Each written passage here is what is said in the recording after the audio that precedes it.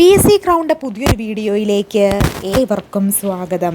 ഇന്നത്തെ ക്ലാസ്സിൽ നമ്മൾ LP UPക്ക് വേണ്ടിയിട്ടുള്ള മിഷൻ 2026-27 വീണ്ടും ആരംഭിച്ചിരിക്കുന്ന കാര്യം നിങ്ങൾ എല്ലാവരും അറിഞ്ഞിരിക്കുന്നു വിചാരിക്കുന്നു. അപ്പോൾ നമ്മൾ രണ്ടാം ഘട്ടമാണ് മിഷൻ LP UP 2026-27 വീണ്ടും ആരംഭിക്കുന്നത്. ആദ്യ ഒരു ഘട്ടത്തിൽ 25ഓളം വീഡിയോകൾ ഇതുമായി ബന്ധപ്പെട്ട് ചെയ്തിട്ടുണ്ട്. അതിൻ്റെ പ്ലേലിസ്റ്റ് ക്രിയേറ്റ് ചെയ്തിട്ടുണ്ട് കേട്ടോ. അപ്പോൾ നിങ്ങളത് നോക്കണം. അപ്പോൾ ഈ മിഷൻ LP UP 2026-27 നമ്മൾ ആദ്യം ആരംഭിച്ചത് ടെക്സ്റ്റ് ബുക്കാണ്. ടെക്സ്റ്റ് ബുക്കിൽ നമ്മൾ നിങ്ങൾക്കറിയാം 5, 7, 9 പാഠപുസ്തകങ്ങൾ മാറിയിട്ടുണ്ട്. അപ്പോൾ നമ്മൾ ആദ്യഘട്ടത്തിൽ മാറിയ പാഠപുസ്തകങ്ങളാണ് പഠിക്കാൻ പോകുന്നത്. അപ്പോൾ നിലവിൽ മാറിയ പാഠപുസ്തകങ്ങളിൽ 5ാമത്തെ പാഠപുസ്തകം, അത് 5ാമത്തെ ക്ലാസ്സിലെ SCERT സോഷ്യൽ സയൻസിൻ്റെ പാഠപുസ്തകമാണ് നമ്മൾ പഠിക്കാനായിട്ട് തുടങ്ങിയിട്ടുള്ളത്.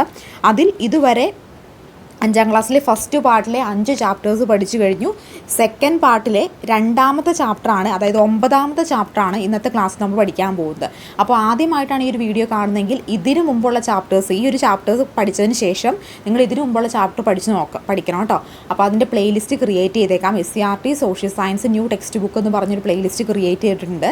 അത് നോക്കിക്കഴിഞ്ഞാൽ ഇതിനു മുമ്പുള്ള അതായത് പാഠഭാഗങ്ങൾ നിങ്ങൾക്ക് ലഭിക്കുന്നതായിരിക്കും. അതുകൂടെ നോക്കണേ. അപ്പോൾ മിഷനിൽ നിങ്ങൾ പങ്കാളികളാകുക. അടുത്ത 26-27 നടക്കാൻ പോകുന്ന LP UPക്ക് നമുക്ക് തീർച്ചയായിട്ടും LP UPയിൽ ഒരു സ്ഥാനം പിടിച്ചിരിക്കണം. ഇപ്പം നിങ്ങൾക്കറിയാം നിങ്ങൾ കടന്നു പോകുന്ന ആ ഒരു ബുദ്ധിമുട്ട് എത്രമാത്രമാണെന്ന്. കാരണം ഈ LP UP കിട്ടില്ല, അല്ലെങ്കിൽ സപ്ലിമെൻ്ററിയിലാണ് സാധ്യത കുറവാണ്, അല്ലെങ്കിൽ എന്താണ് ഈ തവണ എല്ലാവരും പഠിച്ച് ഞാൻ ഫ്രണ്ട്സൊക്കെ ജോലിയിൽ പ്രവേശിക്കാനായിട്ട് അവരൊക്കെ ലിസ്റ്റിൽ വന്നു, ഞാൻ മാത്രം ലിസ്റ്റിൽ വന്നില്ല എന്ന് വിഷമിച്ചിരിക്കുന്ന ഒരുപാട് ഉദ്യോഗാർത്ഥികൾ കാണും അല്ലേ. നിങ്ങൾ ഒരിക്കലും വിഷമിക്കരുത്. വരുന്ന LP UP നമുക്ക് സ്വന്തമാക്കണം. അതിനുവേണ്ടി നമ്മൾ ഇപ്പോഴേ കഠിന പ്രയത്നം ചെയ്യണം. HSA notification December 29 HSA notification വരുന്നതായിരിക്കും. ന്യൂസ് നിങ്ങൾ കണ്ടെന്ന് വിചാരിക്കുന്നു. അതിൻ്റെ ഡീറ്റെയിൽഡ് വീഡിയോ ചെയ്തിട്ടുണ്ട് കേട്ടോ. അപ്പോൾ HSAക്ക് വേണ്ടിയിട്ട് പഠിക്കാൻ യോഗ്യതയുള്ളവർ ഈ ഒരു മിഷൻ LP UP 2026-27 കൈവിടരുത്. അതിനോടൊപ്പം എന്തും കൂടെ നോക്കണം. HSA പഠിക്കുന്നവർ, HSAക്ക് അതായത് HSA ക്വാളിഫിക്കേഷൻ ഉള്ളവർ, അതായത് B.Ed, ഡിഗ്രി പ്ലസ് കേറ്റഡ് കാറ്റഗറി 3 അല്ലെങ്കിൽ അതിൻ്റെ ഉയർന്ന സെറ്റോ നെറ്റോ PhD MPhilോ ഉള്ളവർക്ക് HSA എഴുതാനായിട്ട് സാധിക്കും. അപ്പോൾ നിങ്ങൾക്ക് അതിനുള്ള ക്വാളിഫിക്കേഷൻ ഉണ്ടെങ്കിൽ HSAയും കൂടി നിങ്ങൾ നോക്കണം. നിങ്ങളുടെ സബ്ജക്റ്റ് ഏതുമായിക്കോട്ടെ, നാച്ചുറൽ സയൻസ് ഒരു ഫിസിക്കൽ സയൻസ് ഒരു social science, maths, English, Malayalam ഏതുമായിക്കോട്ടെ. ഏത് സബ്ജക്റ്റ് പറയാൻ വിട്ടുപോയിട്ടുണ്ടെങ്കിൽ അത് നിങ്ങൾ ഏത് സബ്ജക്റ്റ് ആണെങ്കിലും തീർച്ചയായിട്ടും HSAക്ക് വേണ്ടി പരിശ്രമിക്കണം കേട്ടോ. പരിശ്രമിക്കാതിരിക്കരുത് നാളെ. കാരണം HSA എന്ന് പറയുന്നത് ഇനിയൊരു HSA കൂടി ഇല്ല, അതും കൂടെ ഓർക്കണം. അപ്പോൾ എന്നിരുന്നാലും നമുക്കിപ്പോൾ നമ്മുടെ മിഷൻ LP UP 2026-27 ആണ്. നമ്മൾ കംപ്ലീറ്റ് ചെയ്യും. നിങ്ങളുടെ സപ്പോർട്ട് ഉണ്ടെങ്കിൽ മാത്രമേ മിഷൻ എനിക്ക് കംപ്ലീറ്റ് ചെയ്യാനായിട്ട് പറ്റുള്ളൂ കേട്ടോ. അപ്പോൾ നിങ്ങൾക്ക് വീഡിയോ ഇഷ്ടപ്പെടുന്നുണ്ടെങ്കിൽ അത് കമൻറ്റായിട്ട് രേഖപ്പെടുത്തണം. ഓരോ കമൻറ്റുകളും വായിക്കുമ്പോഴാണ് എനിക്ക് വീഡിയോ കൂടുതൽ ചെയ്യാനുള്ള പ്രചോദനം എന്ന് പറയുന്നത്. അതുപോലെ നിങ്ങൾ വേറെ ഒരു കാര്യം ഓർത്തിരിക്കേണ്ടത്, ഈ മിഷൻ LP UP 2026-27 നമുക്കൊരു വാട്സപ്പ് ഗ്രൂപ്പ് ഉണ്ട്. ഗ്രൂപ്പിന് ലിങ്ക് ഡിസ്ക്രിപ്ഷൻ ബോക്സ് കൊടുത്തിട്ടുണ്ട്. താല്പര്യമുള്ള എല്ലാവർക്കും അതിനകത്ത് ജോയിൻ ചെയ്യാവുന്നതാണ് കേട്ടോ. അപ്പോൾ നമുക്ക് പഠിക്കാം തുല്യതയിലേക്ക്. 9ാമത്തെ ചാപ്റ്ററാണ്. ഇതിനു മുമ്പുള്ള ചാപ്റ്റർ നോക്കണം കേട്ടോ. 5ാം ക്ലാസ്സിലെ 9ാമത്തെ ചാപ്റ്റർ. വരുമാനം ലഭിക്കുന്ന സാമ്പത്തിക പ്രവർത്തനങ്ങൾ. എന്താണ് വരുമാനം ലഭിക്കുന്ന സാമ്പത്തിക പ്രവർത്തനങ്ങളെയാണ് നമ്മൾ എന്തെന്ന് വിളിക്കുന്നത്? തൊഴിലെന്ന് വിളിക്കുന്നത്. തൊഴിലെന്ന് പറഞ്ഞാൽ എന്താണ്? വരുമാനം ലഭിക്കുന്ന സാമ്പത്തിക പ്രവർത്തനങ്ങളാണ്. തൊഴിലെന്താണ്? വരുമാനം ലഭിക്കുന്ന സാമ്പത്തിക പ്രവർത്തനങ്ങളെയാണ് നമ്മൾ തൊഴിലെന്ന് വിളിക്കുന്നത്. പ്രതിഫലം പ്രദാനം ചെയ്യുന്ന പ്രയത്നമോ വസ്തുക്കളോ ആണ് വരുമാന സ്രോതസ്സ്. അപ്പോൾ നമുക്ക് പ്രതിഫലം ലഭിക്കുന്ന എന്താണ്? അത് വരുമാന സ്രോതസ്സാണ് അല്ലേ. പ്രതിഫലം പ്രദാനം ചെയ്യുന്ന ഒരു പ്രയത്നമായിരിക്കാം, ചിലപ്പോൾ അതൊരു ജോലിയായിരിക്കാം. ഇപ്പോൾ നമ്മളൊരു ജോലി ചെയ്യുന്ന ജോലിക്ക് നമുക്ക് ശമ്പളം കിട്ടുന്നു, അതെന്താണ്? അതൊരു വരുമാനമാണ്. അതോ അല്ലെങ്കിൽ ഏതെങ്കിലും ഒരു അഗ്രികൾച്ചർ പ്രൊഡക്റ്റ്, നമ്മളിപ്പോൾ കൊക്കക്ക നട്ടിട്ട് നമുക്ക് അതിനകത്ത് വരുമാനം ലഭിക്കുന്നു, അല്ലെങ്കിൽ അഗ്രികൾച്ചർ പ്രൊഡക്ട്സ് റബ്ബർ വെട്ടി അതിന് വരുമാനം ലഭിക്കുന്നു, അങ്ങനെയുള്ള വസ്തുക്കളോ ആയിരിക്കാം. അപ്പോൾ നമുക്ക് എന്താണ്? പ്രതിഫലം പ്രദാനം ചെയ്യുന്ന ഒരു പ്രയത്നമോ അല്ലെങ്കിൽ ഒരു വസ്തുവോ ഒക്കെ നമുക്ക് എന്ന് വിളിക്കാം? അതൊക്കെ ഒരു വരുമാന സ്രോതസ് എന്ന് വിളിക്കാം. മനുഷ്യൻ്റെ ആവശ്യങ്ങൾ നിറവേറ്റുന്നതിനുള്ള സാധനങ്ങളും സേവനങ്ങളും നിർമ്മിക്കുന്ന പ്രക്രിയയാണ് ഉൽപ്പാദനം എന്ന് വിളിക്കുന്നത്. പ്രൊഡക്ഷൻ എന്ന് പറഞ്ഞാൽ എന്താ? മനുഷ്യൻ്റെ ആവശ്യങ്ങൾ നിറവേറ്റുന്നതിനുള്ള സാധനങ്ങളും സേവനങ്ങളും നിർമ്മിക്കുന്ന പ്രക്രിയയാണ് ഉൽപ്പാദനം എന്ന പേരിൽ അറിയപ്പെടുന്നത്. അപ്പോൾ എന്താണ് ഉൽപ്പാദനം? മനുഷ്യൻ്റെ ആവശ്യങ്ങൾ നിറവേറ്റുന്നതിനുള്ള സാധനങ്ങളും സേവനങ്ങളും നിർമ്മിക്കുന്ന പ്രക്രിയയാണ് ഉൽപ്പാദനം എന്ന പേരിൽ അറിയപ്പെടുന്നത്. അങ്ങനെയാണെങ്കിൽ ഉൽപ്പാദനത്തിന് സഹായിക്കുന്ന ഘടകങ്ങൾ ഏതൊക്കെയാണ്? തൊഴിൽ സഹായിക്കുന്നുണ്ടല്ലേ, സംഘടനം, അതുപോലെ മൂലധനം, ഭൂമിയൊക്കെ ഉൽപ്പാദനം സഹായിക്കുന്ന ഘടകങ്ങളാണ്. ഭൂമി, മൂലധനം, തൊഴിൽ, സംഘാടനം എന്നിവയൊക്കെ ഇതിന് സഹായിക്കുന്ന ഘടകങ്ങളാണ്. ഇനി ഉൽപ്പാദന ഘടകം ഏതൊക്കെയാണ്? ഭൂമി എന്ന് പറയുന്ന ഉൽപ്പാദന ഘടകത്തിൽ പ്രതിഫലം എങ്ങനെ വരും? പാട്ടമായിട്ട് ലഭിക്കും അല്ലേ. തൊഴിലിൽ നിന്ന് എങ്ങനെയാണ് നമുക്ക് ലഭിക്കുന്നത്? സാലറിയാണ്, വേതനമാണ്. മൂലധനത്തിൽ നിന്നോ പലിശ ലഭിക്കും. സംഘാടനത്തിൽ നിന്നോ ലാഭം ലഭിക്കും. അപ്പോൾ ഭൂമിയിൽ നിന്ന് പാട്ടവും, തൊഴിൽ നിന്ന് വേതനവും, മൂലധനത്തിൽ നിന്ന് പലിശയും, സംഘാടനത്തിൽ നിന്ന് ലാഭവുമായിരിക്കും ലഭിക്കുന്നത്. ഈ വരുമാന സ്രോതസ്സുകളിൽ ഉണ്ടാകുന്ന വ്യത്യാസം കുടുംബ വരുമാനം വ്യത്യാസപ്പെടുത്തിയ പ്രധാന കാരണമാണ്. വരുമാന സ്രോതസ്സുകളിൽ ഉണ്ടാകുന്ന വ്യത്യാസം എന്താണ്? കുടുംബ വരുമാനം വ്യത്യാസപ്പെടുന്നതിൽ പ്രധാനപ്പെട്ട ഘടകമായി മാറുന്നു. ബാങ്ക് നിക്ഷേപം, ഓഹരി നിക്ഷേപം, ആസ്തികൾ എന്നിവ വിവിധ വരുമാന സ്രോതസ്സുകളാണ് അല്ലേ. ബാങ്ക് നിക്ഷേപം ഉണ്ടായിക്കോട്ടെ, ഓഹരി നിക്ഷേപം, ആസ്തികൾ എന്നിവയൊക്കെ വിവിധ വരുമാന സ്രോതസ്സുകളാണ്. വരുമാന ലഭ്യതയുടെ അടിസ്ഥാനത്തിൽ കുടുംബങ്ങളെ മൂന്നായി തരംതിരിക്കാം. ഒരു ലഭിക്കുന്ന വരുമാനത്തിൻ്റെ അടിസ്ഥാനം നമുക്ക് എന്ത് ചെയ്യാൻ സാധിക്കും? കുടുംബത്തിനെ പലതായി ഡിവൈഡ് ചെയ്യാൻ സാധിക്കും. ഉയർന്ന വരുമാനമുള്ള കുടുംബങ്ങൾ ഏതൊക്കെയാണ്?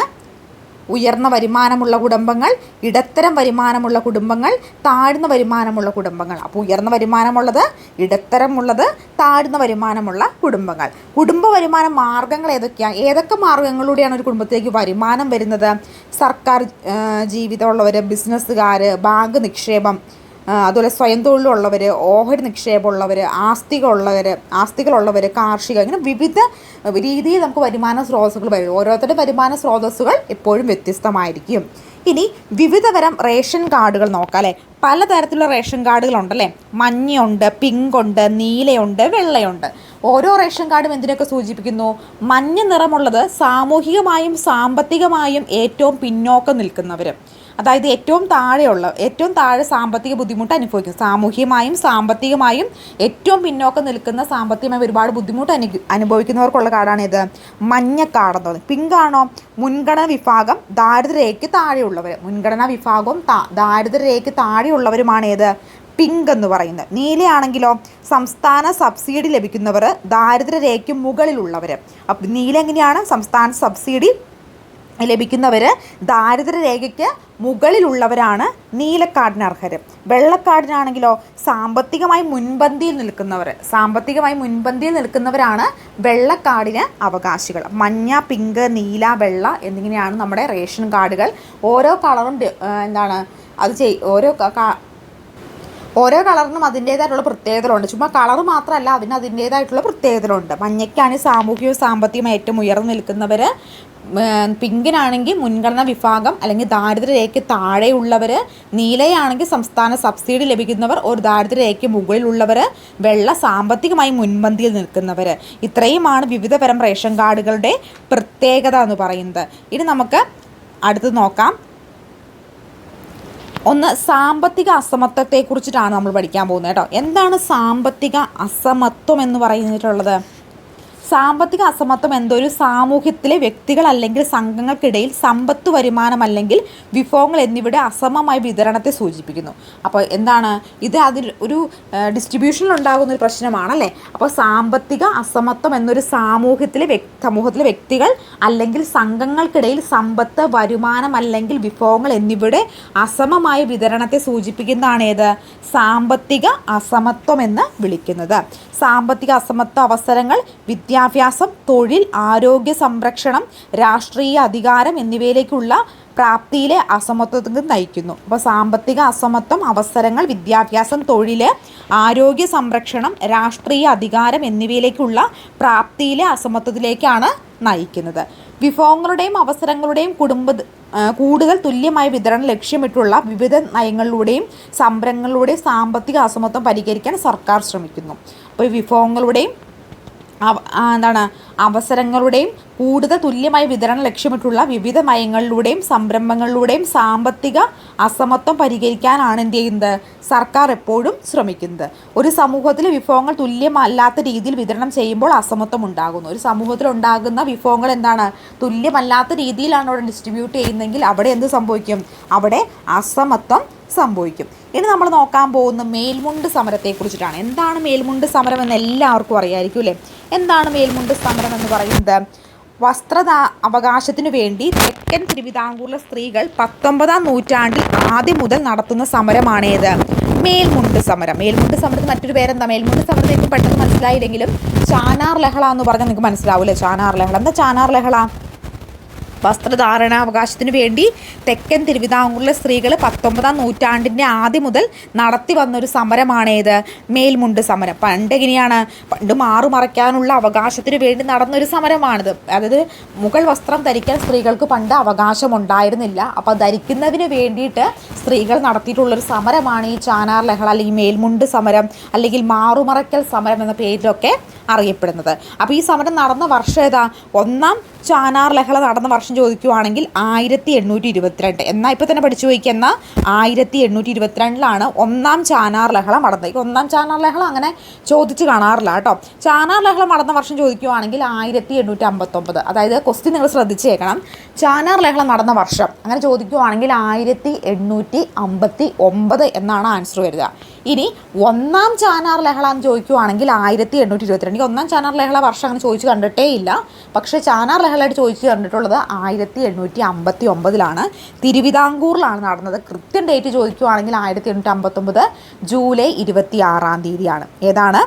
ജൂലൈ 26 ഇനി സ്ത്രീകൾക്ക് മേൽവസ്ത്രം അനുവാദം നൽകിയ തിരുവിതാംകൂർ രാജാവ് ഇപ്പോൾ ഇങ്ങനെ സമരം മടക്കി ഉണ്ടായി. അപ്പോൾ സമരത്തിൻ്റെ അന്ന് ജൂലൈ 26 അതായത് 1859 ജൂലൈ 26 ഈ ചാനാർ ലഹള നടക്കുന്നത്. മേൽമുണ്ട് സമരം അല്ലെങ്കിൽ മാറുമറയ്ക്കൽ 1822 നടന്നിട്ടുണ്ട് ഒന്നാം ചാനാർ ലഹള. അതുകൂടാതെ പ്രധാനപ്പെട്ടത് ചാനാർ ലഹള നടന്നത് 1859 കേട്ടോ. മാറുമറയ്ക്കൽ സമരം അല്ലെങ്കിൽ മേൽമുണ്ട് സമരം, ചാനാർ ലഹള എന്നൊക്കെ അറിയപ്പെടുന്ന ഒന്ന് തന്നെയാണ് കേട്ടോ. അത് മൂന്നാണ് നിങ്ങൾ വിചാരിക്കരുത്. ചാനാർ ലഹളയും മാറുമറയ്ക്കൽ സമരവും മേൽമുണ്ട് സമരവും ഒക്കെ എന്താ? ഇത് ഒന്ന് തന്നെയാണ്, 3 കാര്യങ്ങളല്ല കേട്ടോ. ഇത് നടന്നത് തിരുവിതാംകൂറിലാണ്. 1859 ജൂലൈ 26 നടന്നത്. സ്ത്രീകൾക്ക് മേൽവസ്ത്രം ധരിക്കാൻ അനുവാദം നൽകിയ തിരുവിതാംകൂർ രാജാവ് ചോദിക്കുകയാണെങ്കിൽ ഉത്രം തിരുനാൾ മാർത്താണ്ഡവർമ്മയാണ്. ആരാണ്? ഉത്രം തിരുനാൾ മാർത്താണ്ഡവർമ്മയാണെന്ന് കൂടി ഓർത്തിരിക്കുക കേട്ടോ. അതെ, 1859 ജൂലൈ 26 തന്നെയാണ് അദ്ദേഹം ഈ ഒരു സമരത്തിൻ്റെ സ്ത്രീകൾക്ക് മേൽമുണ്ട് വരിക്കാനായിട്ട് മാറുമറയ്ക്കാനുള്ള അവകാശം നൽകുന്നതും അതേ വർഷം തന്നെ നടന്നിട്ടുള്ള അതേ വർഷം തന്നെയാണെന്ന് ഓർക്കുക. ഇനി മിശ്രഭോജനത്തെക്കുറിച്ചിട്ടാണ് നമ്മൾ നോക്കാൻ പോകുന്നത്. സമൂഹത്തിലെ നാനാജാതി വിഭാഗങ്ങൾ ഒരുമിച്ച് ആഹാരം കഴിക്കുന്നതിനുള്ള വിവേചനത്തിനെതിരായി മിശ്രഭോജനം സംഘടിപ്പിക്കപ്പെട്ടത്. അപ്പോൾ മിശ്രഭോജനം സമൂഹത്തിലെ നാനാജാതി വിഭാഗങ്ങൾ ഒരുമിച്ചിരുന്ന ആഹാരം കഴിക്കുന്നതിനായി വിവേചനത്തിനെതിരെയാണ് മിശ്രഭോജനം സംഘടിപ്പിക്കപ്പെട്ടത്. അയ്യ വൈകുണ്ഠസ്വാമികൾ സ്ഥാപിച്ച സമത്വ സമാജത്തിന് നേതൃത്വം നടന്ന പ്രക്ഷോഭമാണ് സമപന്തി ഭോജനം. എന്താണ്? അയ്യ വൈകുണ്ഠസ്വാമികൾ സ്ഥാപിച്ച സമത്വ സമാജത്തിന് നേതൃത്വം നടന്ന പ്രക്ഷോഭമാണ് ഏത്? നമ്മുടെ സമപന്തി ഭോജനം എന്ന് പറയുന്നത്. സമപന്തി ഭോജനം സ്ഥാപിച്ച സാമൂഹ്യ പരിഷ്കർത്താവ് ആരാണ്? അയ്യ വൈകുണ്ഠസ്വാമികളാണ്. ഏതു വർഷം? 1836. അപ്പോൾ സമപന്തി ഭോജനം സംഘടിപ്പിച്ചത് ആരാ? നമ്മുടെ വൈകുണ്ഠസ്വാമികളാണ്. എറണാകുളം ജില്ലയിലെ ചെറായിൽ ആരംഭിച്ച സഹോദര പത്രത്തിൻ്റെ പത്രാധിപരായിരുന്നു കെ അയ്യപ്പൻ. എറണാകുളം ജില്ലയിൽ ചെറായിൽ ആരംഭിച്ച സഹോദരൻ പത്രത്തിന് പത്രാധിപർ ആരായിരുന്നു? കെ അയ്യപ്പനായിരുന്നു. സഹോദരൻ അയ്യപ്പൻ മിശ്രഭോജനം നടത്തിയത്. മിശ്രഭോജനം ആരാ നടത്തിയത്? സഹോദരൻ അയ്യപ്പനാണ്. സമപന്തി ഭോജനം ആരാ നടത്തിയത്? വൈകുണ്ഠസ്വാമികളാണ്. മാറിപ്പോവർ കേട്ടോ. വൈകുണ്ഠസ്വാമികളാണ് സമപന്തി ഭോജനം നടത്തിയത്. മിശ്രഭോജനം നടത്തിയത് ആരാണ്? അത് നമ്മുടെ സഹോദരൻ അയ്യപ്പനാണ്. ഭക്ഷണ വിവേചനത്തിനെതിരായി സമരത്തിൽ നിർണായക സംഭവമായിരുന്നു. ഭക്ഷണ വിവേചനത്തിനെതിരായ സമരത്തിലെ ഒരു നിർണായക സംഭവമായിരുന്നു ഇത്. സഹോദരൻ അയ്യപ്പൻ മിശ്രഭോജനം തുടക്കം കുറിച്ച സ്ഥലം ചേറായിയാണ്. സഹോദരൻ അയ്യപ്പൻ മിശ്രഭോജനം തുടക്കം കുറിച്ച സ്ഥലം ഏതാണ്? ചേറായി ആണെന്ന് കൂടി ഓർത്തിരിക്കുക.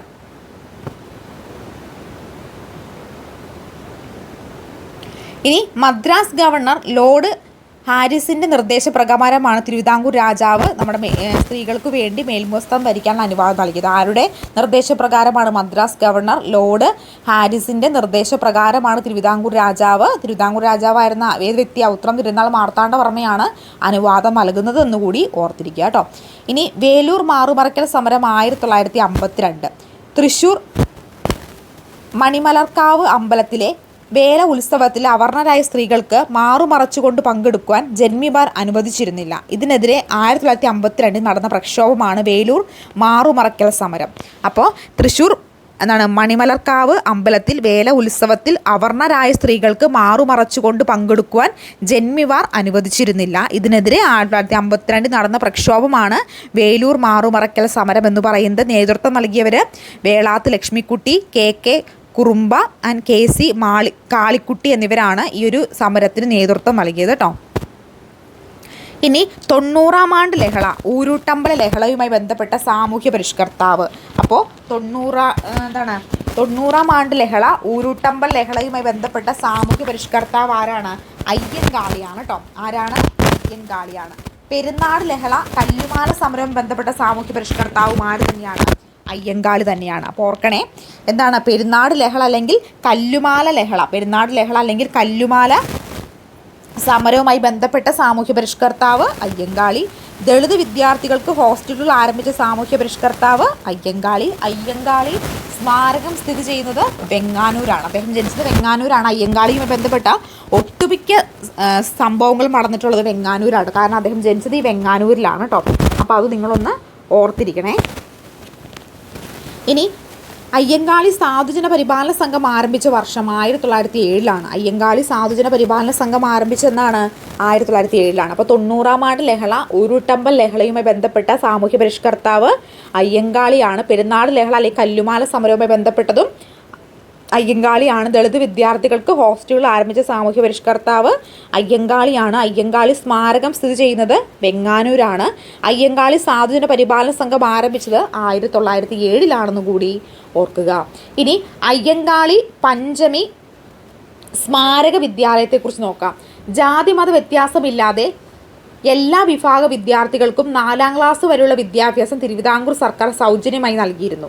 ജാതി മത വ്യത്യാസമില്ലാതെ എല്ലാ വിഭാഗക്കാർക്കും 4-ാം ക്ലാസ് വരെയുള്ള വിദ്യാഭ്യാസം തിരുവിതാംകൂർ സർക്കാർ എന്ത് ചെയ്തിരുന്നു? സൗജന്യമായി നൽകിയിരുന്നു.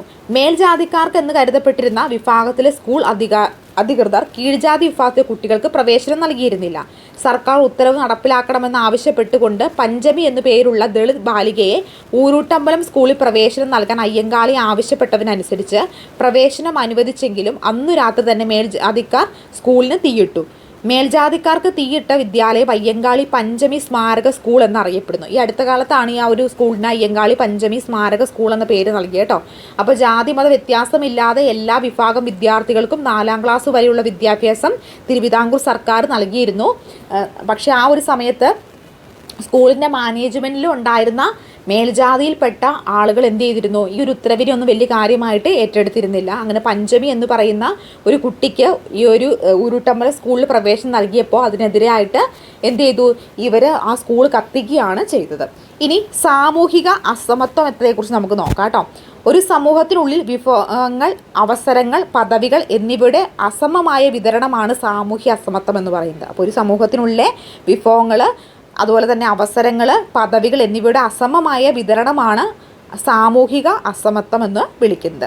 ഇനി വരുമാനത്തിലുള്ള അസമത്വം, സാമ്പത്തിക അസമത്വം, വിദ്യാഭ്യാസത്തിനും ആരോഗ്യ പരിപാലനത്തിനും അവസരമില്ലായ്മ, വംശം, ജാതി, ലിംഗപദവി എന്നിവയുടെ അടിസ്ഥാനമാക്കിയുള്ള വിവേചനം, രാഷ്ട്രീയ സാമൂഹ്യ സ്ഥാപനങ്ങളിൽ അസമമായ പ്രാതിനിധ്യം എന്നിങ്ങനെ വിവിധ രൂപങ്ങളിൽ സാമൂഹ്യ അസമത്വം പ്രകടമാകുന്നു. അപ്പോൾ വരുമാനത്തിലെ അസമത്വം, സാമ്പത്തിക അസമത്വം, വിദ്യാഭ്യാസത്തിനും ആരോഗ്യപരത്തിനും അവസരമില്ലായ്മ, വംശം, ജാതി, ലിംഗപദവി എന്നിവയെ അടിസ്ഥാനമാക്കിയുള്ള വിവേചനം, രാഷ്ട്രീയ സാമൂഹിക സ്ഥാപനങ്ങളിലെ സാമ്പത്തിക അസമത്വം എന്നിവിടങ്ങളിൽ വിവിധ രൂപങ്ങളിൽ സാമൂഹ്യ അസമത്വം എന്താകുന്നു? പ്രകടമായിട്ട് കാണാനായിട്ട് സാധിക്കുന്നതാണ്. അതുപോലെ നിങ്ങൾ ആരെങ്കിലും LP school assistant NCA Kasaragod ഡിസ്ട്രിക്റ്റിൽ പരീക്ഷ എഴുതുന്നുണ്ടെങ്കിൽ ഈ സ്ക്രീനിൽ കാണുന്ന നമ്പറിലോ ഡിസ്ക്രിപ്ഷൻ ബോക്സിലോ നമ്പറിലോ മെസ്സേജ് ചെയ്യണം കേട്ടോ. നിങ്ങൾക്ക് വേണ്ടി ക്വസ്റ്റ്യൻ ബാങ്ക് സെറ്റ് നൽകുന്നതായിരിക്കും. പരീക്ഷയ്ക്ക് നിങ്ങൾക്ക് അതറിച്ച് നോക്കാം കേട്ടോ. സാമ്പത്തിക അസമത്വം, വരുമാനത്തിലെ വ്യത്യാസം, തൊഴിലില്ലായ്മ, വിഭവങ്ങളുടെ ലഭ്യത കുറവ്, കൂലി ശമ്പളത്തിലെ വ്യത്യാസം. വിദ്യാഭ്യാസ അസമത്വം, ഗുണനിലവാരം ഉള്ള വിദ്യാഭ്യാസത്തിൻ്റെ അഭാവം, പരിമിതമായ വിദ്യാഭ്യാസ അവസരങ്ങൾ. സാമൂഹിക ഘടകങ്ങൾക്കുള്ള അസമത്വം, ജാതി, മത, വംശ, ലിംഗ, പദവി, ഭിന്നശേഷി എന്നിവ അടിസ്ഥാനമാക്കിയുള്ള വിവേചനം. സാമൂഹ്യ വഴക്കങ്ങൾ സൃഷ്ടിക്കുന്ന അസമത്വം. ഭൂമിശാസ്ത്രപരമായ അസമാനതകൾ, ഗ്രാമ-നഗര വ്യത്യാസം, വിഭവങ്ങളുടെ ലഭ്യത കുറവ്. ചരിത്രപരമായ ഘടകങ്ങൾ, കോളനിവൽക്കരണം, അടിമത്തം, അടിച്ചമർത്തലുകൾ എന്നിവയൊക്കെയാണ് കേട്ടോ. ഇനി എല്ലാ വിഭാഗങ്ങളുടെയും ആവശ്യങ്ങൾ നിറവേറ്റപ്പെടുമ്പോഴാണ് സാമൂഹ്യ പുരോഗതി ലഭ്യമാകുന്നത്. ഒരു സമൂഹത്തിൽ ഏതൊക്കെ വിഭാഗത്തിലുള്ള ആളുകളുണ്ടോ അവരുടെ എല്ലാം ആവശ്യങ്ങൾ ഒരുപോലെ നിറവേറ്റുമ്പോഴാണ് എന്തുണ്ടാകുന്നത്? സാമൂഹ്യ പുരോഗതി സാധ്യമാകുന്നത്. സാമൂഹിക അസമത്വം ലഘൂകരിക്കാൻ വിദ്യാഭ്യാസ സംരംഭങ്ങൾ സാമൂഹ്യ നീതിക്ക് തുല്യ അവസരങ്ങൾക്ക് വേണ്ടിയുള്ള പദ്ധതി സർക്കാർ ആവിഷ്കരിച്ചിട്ടുണ്ട്. അസമത്വം നേരിടുന്ന ജനവിഭാഗങ്ങൾക്കായി കേന്ദ്ര സംസ്ഥാന സർക്കാരുകൾ ഏതൊക്കെ മേഖലകളാണ് ഇടപെടുന്നത്? പാർപ്പിടം, വിദ്യാഭ്യാസം, ആരോഗ്യ സുരക്ഷ, ഭക്ഷ്യസുരക്ഷ, ദാരിദ്ര്യ നിർമ്മാർജ്ജനം. അപ്പോൾ അസമത്വം നേരിടുന്ന ജനവിഭാഗങ്ങൾക്കായി കേന്ദ്ര സംസ്ഥാന സർക്കാരുകൾ ഏതൊക്കെ മേഖലകളിലാണ് ഇടപെടുന്നത്? പാർപ്പിടം, വിദ്യാഭ്യാസം, ആരോഗ്യ സുരക്ഷ, ഭക്ഷ്യസുരക്ഷ, ദാരിദ്ര്യ നിർമ്മാർജ്ജനത്തിലൊക്കെ എന്നിവയിലൊക്കെ എന്ത് ചെയ്യുന്നുണ്ട്? ഇടപെടുന്നുണ്ട്. ഇത് നമ്മൾ അടുത്ത് നോക്കാൻ പോകുന്നത് കേന്ദ്ര സംസ്ഥാന സർക്കാരുകൾ നടപ്പിലാക്കുന്ന വിവിധ പദ്ധതികളെ കുറിച്ചിട്ടാണ് കേട്ടോ. ക്ഷേമ പെൻഷനുകൾ.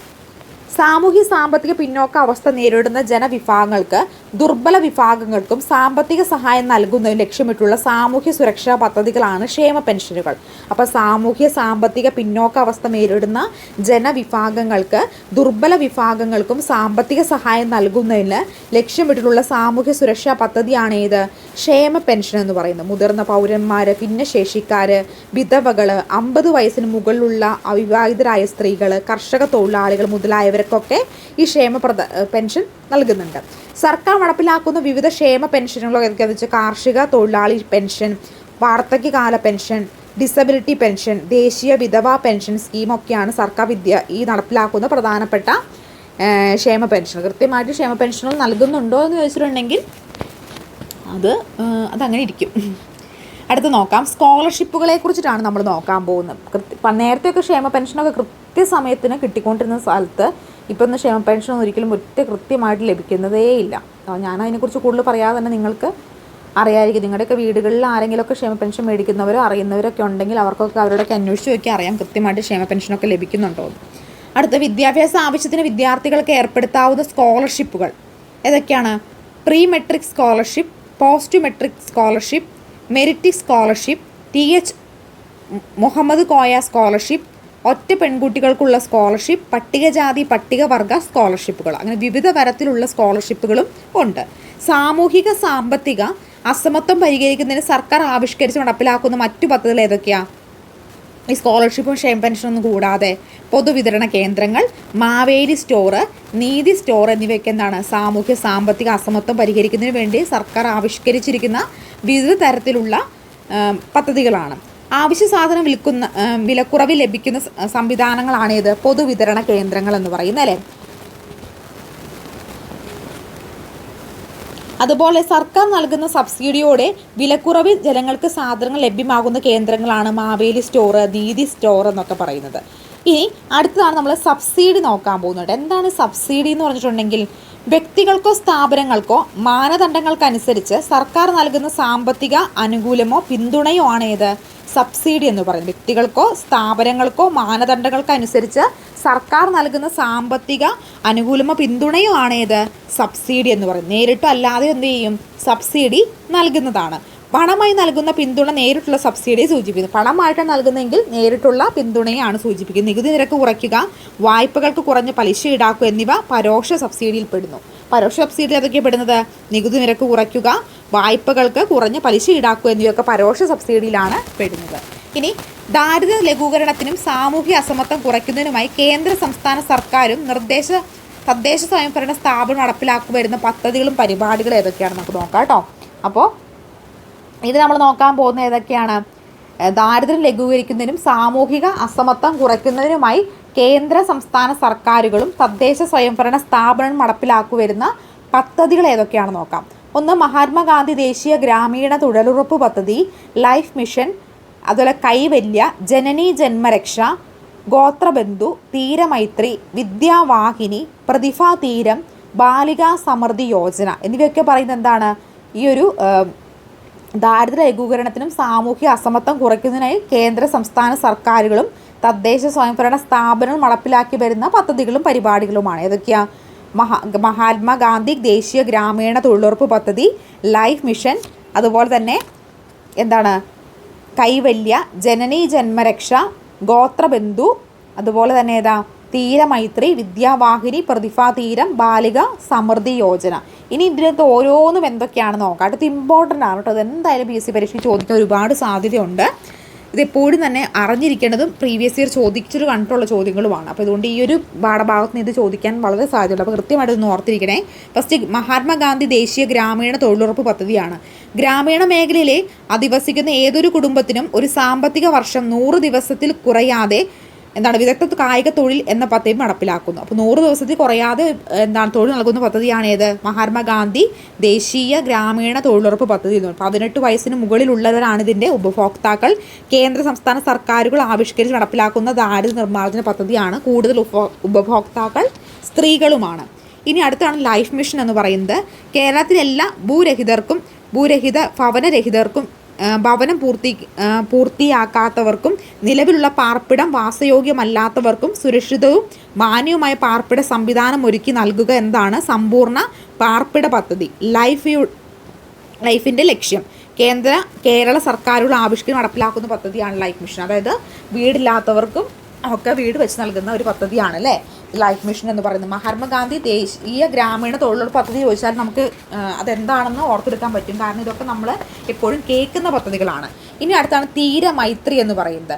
മത്സ്യത്തൊഴിലാളികൾക്കും വനിതകളുടെ സാമ്പത്തികവും സാമൂഹികമായ പുരോഗതി ലക്ഷ്യമിട്ട് നടപ്പിലാക്കുന്ന സർക്കാർ പദ്ധതിയാണ് തീരമൈത്രി. മത്സ്യത്തൊഴിലാളി വനിതകളുടെ. അപ്പോൾ തീരമൈത്രി, തീരം എന്ന് പറയുമ്പോൾ എന്താ? കടൽ തീരം എന്ന് ഓർക്കുക കേട്ടോ. അപ്പോൾ അവിടുത്തെ സ്ത്രീകൾക്ക്, മത്സ്യത്തൊഴിലാളി സ്ത്രീകളുടെ സാമ്പത്തികവും സാമൂഹ്യ പുരോഗതി ലക്ഷ്യമിട്ട് നടപ്പിലാക്കുന്ന പദ്ധതിയാണ് ഏത്? തീരമൈത്രി. അടുത്താണ് കൈവല്യ. തീരമൈത്രി പദ്ധതിയിലൂടെ ചെറുകിട തൊഴിൽ സംരംഭങ്ങളുടെ വികസന പദ്ധതി കേരള സർക്കാർ നടപ്പിലാക്കുന്നതാണ് കൈവല്യ എന്ന് പറയുന്നത്. തീരമൈത്രി പദ്ധതിയിലൂടെ ചെറുകിട തൊഴിൽ സംരംഭങ്ങളുടെ വികസന പദ്ധതിയാണ് ഏത്? കേരള സർക്കാർ നടപ്പിലാക്കുന്നതാണ് കൈവല്യ. ഭിന്നശേഷിയുള്ള ഉദ്യോഗാർത്ഥികൾക്ക് കേരള സർക്കാർ നടപ്പിലാക്കുന്ന പുനരധിവാസ പദ്ധതി കൂടിയാണ് ഏത്? കൈവല്യ എന്ന് പറയുന്നത് കേട്ടോ. അടുത്തതാണ് വിദ്യാവാഹിനി. ഗോത്ര സമൂഹത്തിലെ വിദ്യാർത്ഥികൾക്ക് സ്കൂളിൽ പോയി വരാൻ വാഹനം ഒരുക്കി കൊടുക്കുന്ന പദ്ധതിയാണ് വിദ്യാവാഹിനി കേട്ടോ. അപ്പോൾ ഗോത്ര സമൂഹത്തിലെ വിദ്യാർത്ഥികൾക്ക് സ്കൂളിൽ പോയി വരാൻ വാഹന സൗകര്യം ഒരുക്കുന്ന പദ്ധതി ഏതാണ്? വിദ്യാവാഹിനിയാണ്. കുട്ടികളുടെ യാത്രാ സൗകര്യം ഉറപ്പുവരുത്തി കൊഴിഞ്ഞു പോക്ക് തടയുന്ന ലക്ഷ്യത്തോടു കൂടിയാണ് ഈ പദ്ധതി നടപ്പിലാക്കുന്നതെന്ന് ഓർക്കുക കേട്ടോ. അപ്പോൾ കുട്ടികളുടെ യാത്രാ സൗകര്യം ഉറപ്പുവരുത്തി കൊഴിഞ്ഞു പോക്ക് തടയുക എന്നാണ് വിദ്യാതീരം കൊണ്ട് ഉദ്ദേശിക്കുന്നത്. അടുത്ത് ജനനി ജന്മരക്ഷയാണ്. ജനനി ജന്മരക്ഷ എന്ന് പറഞ്ഞിട്ടുണ്ടെങ്കിൽ ഗോത്ര വിഭാഗത്തിൽപ്പെട്ട ഗർഭിണികൾക്കും അമ്മമാർക്കും പോഷകാഹാരം ലഭിക്കുന്ന കേരള സർക്കാർ പദ്ധതിയാണ്. ഗോത്ര വിഭാഗത്തിൽപ്പെട്ട ഗർഭിണികൾക്കും അമ്മമാർക്കും പോഷകാഹാരം ലഭിക്കുന്ന പദ്ധതിയാണ് ഏത്? ജനനി ജന്മരക്ഷ. മറ്റൊന്നാണ് പ്രതിഭാതീരം. തീരദേശ മേഖല കുട്ടികളുടെ വിദ്യാഭ്യാസ പുരോഗതിക്കായി കേരള സർക്കാർ നടപ്പിലാക്കുന്ന പദ്ധതിയാണ് ഏത്? പ്രതിഭാതീരം എന്ന് പറയുന്നത്. മറ്റൊന്നാണ് ഗോത്രബന്ധു. ഗോത്ര വിഭാഗത്തിൽപ്പെട്ട വിദ്യാർത്ഥികളുടെ ഭാഷാ പ്രശ്നം പരിഹരിക്കുക, അതുപോലെ കൊഴിഞ്ഞു പോക്ക് തടയുക എന്നീ ലക്ഷ്യങ്ങൾ കൈവരിക്കുന്നതിന് ഗോത്ര ഭാഷയിലും മലയാളത്തിലും പരിജ്ഞാനമുള്ള യോഗ്യരായ ഗോത്ര വിഭാഗക്കാരെ പ്രൈമറി സ്കൂളുകളിൽ അധ്യാപകരായി നിയമിക്കുന്ന കേരള സർക്കാർ പദ്ധതിയാണ് ഏത്? ഈ ഗോത്രബന്ധു എന്ന് പറയുന്നത് കേട്ടോ. അടുത്താണ് ബാലികാ സമൃദ്ധി യോജന. പാവപ്പെട്ട പെൺകുട്ടികൾക്ക് അവരുടെ കുടുംബങ്ങൾക്കും സാമ്പത്തിക സഹായം നൽകുക ഒരു സ്കോളർഷിപ്പ് പരിപാടിയാണ് ഈ ബാലിക സമൃദ്ധി യോജന. പെൺകുട്ടികളുടെ സാമൂഹ്യ നില മെച്ചപ്പെടുത്തുകയാണ് ലക്ഷ്യം. പെൺകുട്ടികളുടെ സാമൂഹിക നില മെച്ചപ്പെടുത്തുകയാണ് ഇതിൻ്റെ ലക്ഷ്യമെന്ന് പറയുന്നത്. മറ്റൊന്നാണ് ഗോത്രജ്യോതി. ഗോത്രജ്യോതി എന്താ? 5 വയസ്സ് പൂർത്തിയായ മുഴുവൻ പട്ടികവർഗ വിദ്യാർത്ഥികളുടെയും 1-ാം ക്ലാസ് പ്രവേശനം ഉറപ്പുവരുത്തുന്ന പദ്ധതിയാണ് ഗോത്രജ്യോതി. എന്താണ്? 5 വയസ്സ് പൂർത്തിയായ മുഴുവൻ പട്ടികവർഗ വിദ്യാർത്ഥികളുടെയും 1-ാം ക്ലാസ് പ്രവേശനം ഉറപ്പുവരുത്തുന്ന പദ്ധതി ഏതാ? ഗോത്രജ്യോതിയാണ്. അടുത്ത ആർദ്രം പദ്ധതിയാണ്. അടിസ്ഥാന സൗകര്യങ്ങളും സേവനങ്ങളുടെ ഗുണനിലവാരം മെച്ചപ്പെടുത്തി ജനസൗഹൃദ സേവനങ്ങൾ പ്രദാനം ചെയ്യുക, സർക്കാർ ആരോഗ്യ സ്ഥാപനങ്ങൾ, കമ്മ്യൂണിറ്റി ഔട്ട് റീച്ച് പ്രവർത്തനങ്ങൾ എന്നിവയിലൂടെ സേവനങ്ങൾ വിപുലീകരിക്കുക എന്നിവയാണ് ആർദ്രം പദ്ധതിയുടെ ലക്ഷ്യം. മറ്റൊന്നാണ് വിദ്യാതീരം എന്ന് പറയുന്നത്. നമ്മൾ തീരമൈത്രി പഠിച്ച പോലെ വിദ്യാതീരം എന്താ? സാമ്പത്തികമായി പിന്നോക്കം നിൽക്കുന്ന മത്സ്യത്തൊഴിലാളിയുടെ മക്കൾക്ക് ഉന്നത വിദ്യാഭ്യാസം ലഭ്യമാക്കാൻ സംസ്ഥാന ഫിഷറീസ് വകുപ്പ് ആരംഭിച്ച പദ്ധതിയാണ് വിദ്യാതീരം കേട്ടോ. അപ്പോൾ ഇത്രയും പദ്ധതികൾ നിങ്ങൾ എന്തായാലും ഓർത്തിരിക്കണം. കാരണം ഇത് പുതിയ SCRT പദ്ധതികൾ, SCRT പാഠപുസ്തകത്തിൽ പറഞ്ഞിരിക്കുന്ന പദ്ധതികളായതുകൊണ്ട് തന്നെ ഇത് ഇമ്പോർട്ടൻ്റ് ആണ്. അപ്പോൾ നമുക്ക് ഇതിനൊന്ന് ഒന്നോടെ കൂടി നോക്കിയാലോ ഏതൊക്കെയാണ് പദ്ധതികൾ എന്ന് പറയുന്നത്. മഹാത്മാഗാന്ധി തൊഴിലുറപ്പ് പദ്ധതി എന്താ? തൊഴിൽ നൽകുന്ന ഒരു പദ്ധതിയാണ്. അപ്പോൾ ഗ്രാമീണ മേഖലയിൽ അധിവസിക്കുന്നവർക്ക് വർഷത്തിൽ 100 ദിനം തൊഴിൽ നൽകുന്ന പദ്ധതി. ലൈഫ് മിഷൻ വീടില്ലാത്തവർക്കും വീട് വെച്ച് നൽകുന്ന പദ്ധതിയാണ്. ധീരമൈത്രി മത്സ്യത്തൊഴിലാളി വനിതകൾക്ക് സാമ്പത്തികമായി സാമൂഹ്യമായ പുരോഗതി ലക്ഷ്യമിടുന്ന പദ്ധതിയാണ്. അതുപോലെ തന്നെ കൈവല്യ എന്ന് പറഞ്ഞാൽ എന്താ? ഭിന്നശേഷിയുള്ള ഉദ്യോഗാർത്ഥികൾക്ക് കേരള സർക്കാർ നടപ്പിലാക്കുന്ന പുനരധിവാസ പദ്ധതിയാണ് വിദ്യാവാഹിനി. ഗോത്ര സമൂഹ വിദ്യാർത്ഥികൾക്ക് സ്കൂളിൽ പോകുന്നതിന് വേണ്ടിയിട്ടുള്ള വാഹനം സജ്ജീകരിക്കുന്ന പദ്ധതിയാണ് വിദ്യാതീരം. സാമ്പത്തികമായി പിന്നോക്കം നിൽക്കുന്ന മത്സ്യത്തൊഴിലാളി മക്കൾക്ക് ഉന്നത വിദ്യാഭ്യാസം ലഭിക്കുന്ന പദ്ധതിയാണിത്. ജന്മരക്ഷ ഗോത്ര വിഭാഗത്തിൽപ്പെട്ട ഗർഭിണികൾക്കും അമ്മമാർക്കും പോഷകാഹാരം നൽകുന്ന പദ്ധതിയാണ്. പ്രതിഭാ തീരം തീരദേശ മേഖലയിലെ കുട്ടികളുടെ വിദ്യാഭ്യാസ പുരോഗതിക്കായിട്ടുള്ള പദ്ധതിയാണ് പ്രതിഭാ തീരം. ഗോത്രബന്ധു ഗോത്ര വിഭാഗത്തിൽപ്പെട്ട വിദ്യാർത്ഥികൾക്ക് ഭാഷാ പ്രശ്നം പരിഹരിക്കുന്നതിന് കൊഴിഞ്ഞുപോക്ക് തടയുന്നതിന് വേണ്ടിയുള്ള പദ്ധതിയാണ്. ബാലിക സമൃദ്ധി യോജന പാവപ്പെട്ട പെൺകുട്ടികൾക്കും അവരുടെ കുടുംബങ്ങൾക്ക് സാമ്പത്തിക സഹായം നൽകുന്ന പദ്ധതിയാണ്. ഗോത്രജ്യോതി 5 വയസ്സ് പൂർത്തിയായ മുഴുവൻ പട്ടികവർഗ വിദ്യാർത്ഥികൾക്കും 1-ാം ക്ലാസ് പ്രവേശനം നൽകുന്ന പദ്ധതിയാണ്. ആർദ്രം അടിസ്ഥാന സൗകര്യങ്ങളും സേവനങ്ങളും ഗുണനിലവാരം മെച്ചപ്പെടുത്തി ജനസൗഹൃദമാക്കുന്ന പദ്ധതിയാണ് ഇത് ആർദ്രം പദ്ധതി എന്ന് പറയുന്നത്. ഇനി നമുക്ക് ഈ പദ്ധതി ജസ്റ്റ് ചുരുക്കി ഒന്ന് നോക്കിയാലോ. മഹാത്മാഗാന്ധി ദേശീയ ഗ്രാമീണ തൊഴിലുറപ്പ് പദ്ധതിയുടെ ഗുണഭോക്താക്കൾ ആരൊക്കെയാണ്? ഗ്രാമീണ മേഖലയിൽ 18 വയസ്സിന് മുകളിലുള്ളവരാണ്. സവിശേഷത ഓരോ കുടുംബത്തിലെയും ഓരോ സാമ്പത്തിക വർഷം പരമാവധി 100 ദിവസം തൊഴിൽ പ്രാധാന്യം ചെയ്യുക എന്നതാണ്. ലൈഫ് മിഷൻ ആണെങ്കിലോ ഭൂമിയില്ല, ഭവനരഹിതർ, ഭവന നിർമ്മാണം പൂർത്തിയാക്കാൻ കഴിയാത്തവർ, താൽക്കാലിക ഭവനമുള്ളവർ എന്നിവരാണ് ഗുണഭോക്താക്കൾ. വീട് ലഭ്യമാക്കുക എന്നതാണ് ലക്ഷ്യം. വിദ്യാവാഹിനി പട്ടികവർഗ വിഭാഗത്തിലെ കുട്ടികൾക്കാണ്. കുട്ടികൾ സ്കൂളിൽ എത്തിച്ചേരാൻ അധ്യയന വർഷം തന്നെ വാഹനങ്ങൾ ഏർപ്പെടുന്ന രീതിയാണിത്. തീരമൈത്രി മത്സ്യത്തൊഴിലാളികൾക്കുള്ള പദ്ധതിയാണ്. മത്സ്യത്തൊഴിലാളി വനിതകളുടെ സാമ്പത്തികവും സാമൂഹികമായ ഉന്നമന ലക്ഷ്യവും വെച്ചുള്ള പദ്ധതിയാണിത്. കൈവല്യ 21-നും 55 വയസ്സിനും ഇടയിൽ പ്രായമുള്ള ഭിന്നശേഷിക്കാർക്കുള്ള പദ്ധതിയാണ്. അവസര തുല്യതയാണ് ഇതിന് പ്രധാനപ്പെട്ട സവിശേഷത എന്ന് പറയുന്നത് കേട്ടോ. അപ്പോൾ ഇത്രയും കാര്യങ്ങളാണ് ഈ ഒരു ചാപ്റ്ററിൽ പ്രധാനമായിട്ടും പഠിക്കാനുള്ളത്. പണ്ടത്തെ ടെക്സ്റ്റ് ബുക്ക്, അതായത് ഇതിനു മുമ്പ് ഉണ്ടായിരുന്ന ടെക്സ്റ്റ് ബുക്ക് വെച്ച് നോക്കുമ്പോൾ പുതിയ ടെക്സ്റ്റ് ബുക്കിൽ നല്ല രീതിയിൽ ലെങ്തി ചാപ്റ്റേഴ്സാണ്. ഒരുപാട് കാര്യങ്ങൾ പഠിക്കാനുണ്ട്. വലിയ ചാപ്റ്റേഴ്സ്. കാരണം 5-ാം ക്ലാസ്സിലും ഇത്രയും വലിയ ചാപ്റ്റേഴ്സ് കഴിഞ്ഞ SCRT പാഠപുസ്തകങ്ങളിലൊന്നും ഇല്ല. പക്ഷേ ഇപ്പോഴത്തെ പാഠപുസ്തകങ്ങൾ വലിയ ചാപ്റ്റേഴ്സൊക്കെയാണ് ഉള്ളത്. അപ്പോൾ പക്ഷേ പഠിക്കാതിരിക്കാൻ നമുക്കും പറ്റില്ലല്ലോ. അപ്പോൾ കൃത്യമായിട്ട് നമുക്കിതൊക്കെ പഠിച്ചു പോകണം. അപ്പോൾ ആദ്യം ചാനൽ കാണുന്ന കൂട്ടുകാരോട് സബ്സ്ക്രൈബ് ചെയ്ത് സപ്പോർട്ട് ചെയ്യണേ. 10th പ്രിലിംസിന് പരീക്ഷ എഴുതുന്നുണ്ടെങ്കിൽ മെസ്സേജ് ചെയ്യാൻ മറക്കരുത്. ക്വസ്റ്റ്യൻ ബാങ്ക് സെറ്റ് അവൈലബിൾ ആണ്. കേറ്റഡ് category 3 and 2 social science and സൈക്കോളജിയുടെ ക്വസ്റ്റ്യൻ ബാങ്ക് സെറ്റും അവൈലബിൾ ആണ്. അതുപോലെ തന്നെ LP സ്കൂൾ NCA കാസർഗോഡ് ഡിസ്ട്രിക്റ്റിൽ നിന്ന് പരീക്ഷ എഴുതുന്നുണ്ടെങ്കിൽ അവർ മെസ്സേജ് ചെയ്യുക. അവർക്ക് വേണ്ടിയിട്ടുള്ള ക്വസ്റ്റ്യൻ ബാങ്ക് സെറ്റും ലഭ്യമാണ് കേട്ടോ. അപ്പോൾ നമുക്ക് അടുത്തൊരു വീഡിയോയുമായി കാണാം. Thank you so much.